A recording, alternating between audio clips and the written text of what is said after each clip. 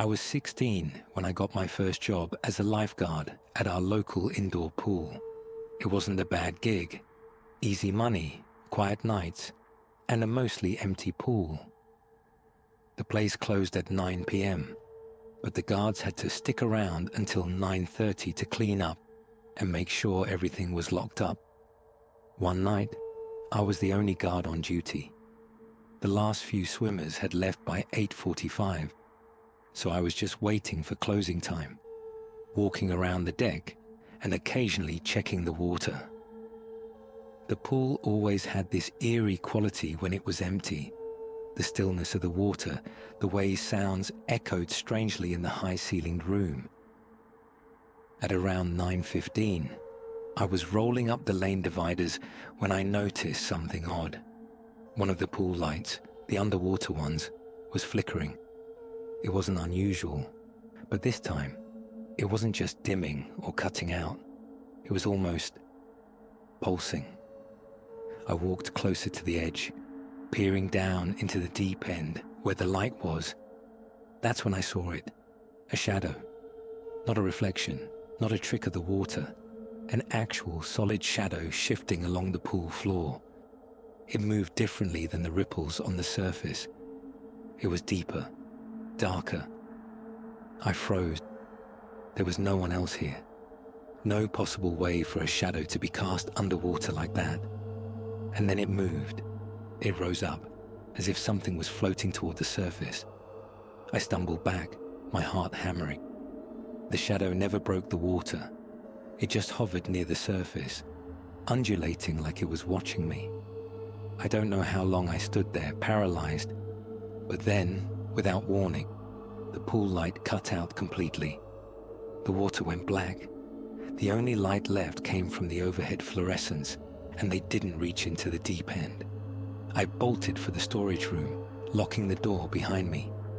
I stood there, my breath loud in the silence, trying to convince myself it was just a blown bulb, just my imagination. But then, a splash, a heavy, deliberate splash, like someone had just jumped in. Then another, and another. It wasn't possible. The doors were locked. No one could have gotten in.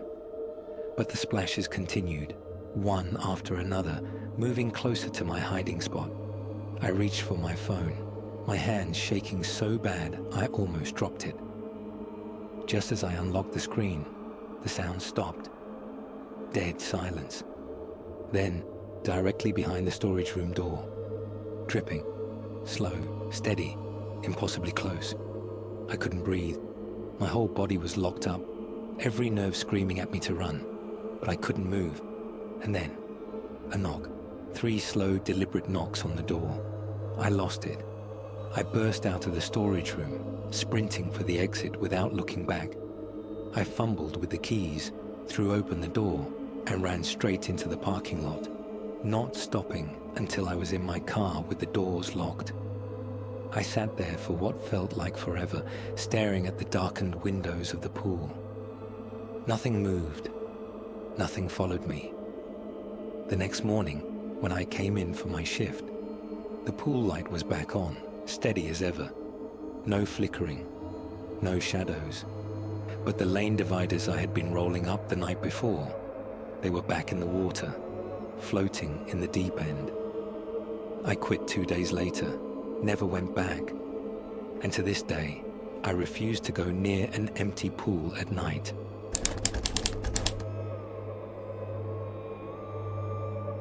I used to be a lifeguard at a community pool on the outskirts of my town. It wasn't a big facility, just a single Olympic-sized pool with a shallow end, a diving section, and a chain-link fence separating it from the overgrown woods behind it.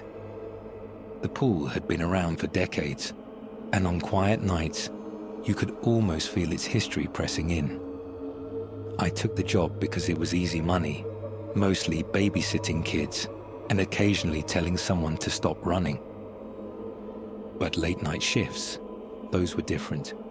Every Friday, I was stuck doing after-hours maintenance, which basically meant checking chemical levels, locking up, and making sure no one had snuck in for a midnight swim. It was boring, until the night I realized I wasn't alone. That night was humid, and the pool was still and dark, the water looking almost black under the dim security lights. I walked the perimeter, kicking away leaves that had blown in, my footsteps echoing off the water. Everything was normal until I noticed something. Ripples.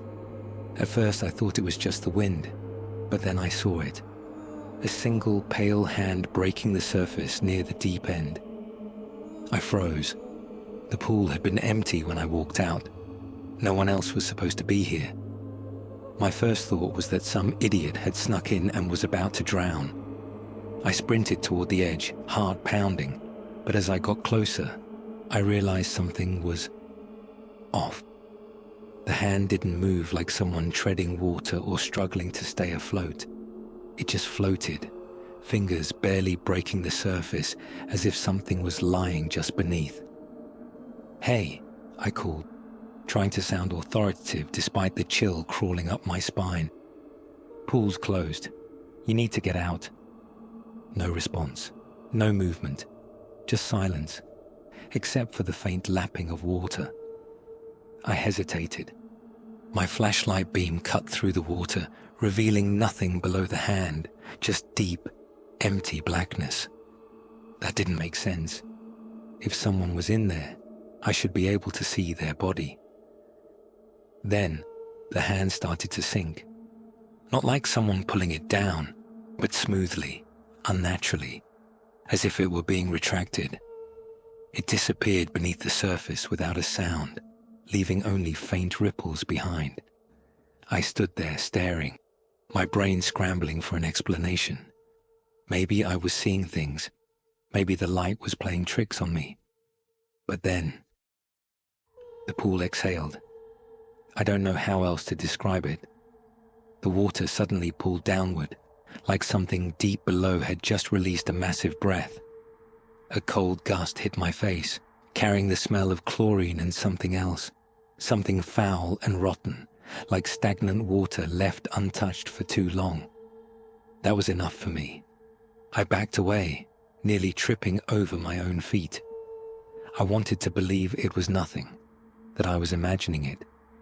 But as I turned to leave, I heard a sound I will never forget. A soft, wet slapping noise, like bare feet on wet concrete. It was coming from behind me. I whipped around, shining my flashlight toward the pool deck.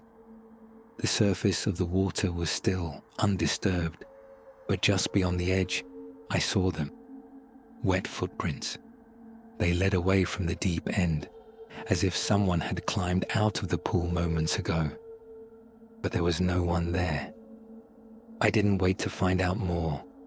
I ran straight to the locker room, grabbed my stuff, and got the hell out of there. The next morning, I told my manager I was quitting. I didn't bother explaining why. What was I supposed to say? That the pool was breathing? That I saw a hand with no body attached? He would have laughed in my face. But before I left, I did some digging. Turns out, decades ago, a kid drowned in that very pool during a late-night swim. His body was never found. Some say the drains must have pulled him down. Others believe something else took him.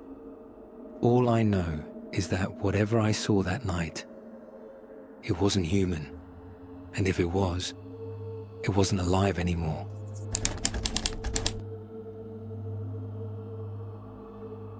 I used to lifeguard at a small community pool during the summers.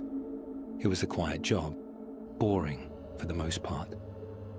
Families would come and go, kids would splash around, and I'd sit in my chair under the sun, watching, waiting for the rare moment when someone actually needed help.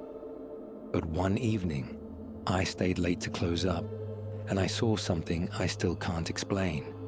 The pool officially closed at 8 p.m., but I had to lock up the pump room and check the chlorine levels before heading out. The last family had left a little after 7:30, and by 7:50, I was the only one there. Or at least, I thought I was. As I walked along the edge of the pool, scooping out a few stray leaves with the net, I noticed something strange. There were ripples in the water, small, steady disturbances, as if someone had just been swimming.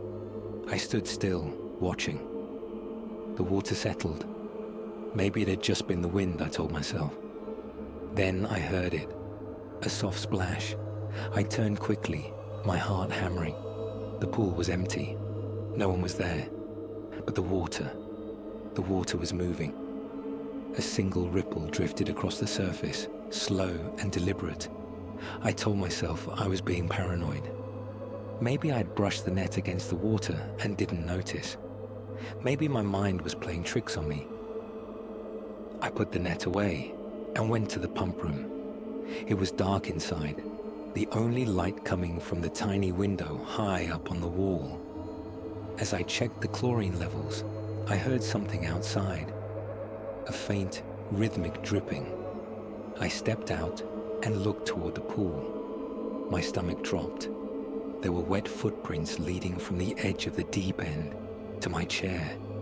Bare footprints, small, like a child's. But there had been no children here. I was alone. A cold chill ran through me as I followed the trail. The footprints stopped right at the base of my lifeguard chair. And then, nothing. No return prints. No sign of where they had gone. I felt an overwhelming sense of dread. The air was thick, suffocating. I told myself I had to get out of there. Now I grabbed my bag and practically ran to the exit. As I reached the gate, I turned back one last time.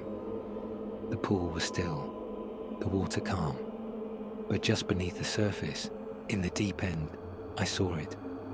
A shape, a pale, ghostly face staring up at me from the bottom. I didn't stick around to get a better look. I bolted to my car, locked the doors, and sped off. I never worked a closing shift alone again.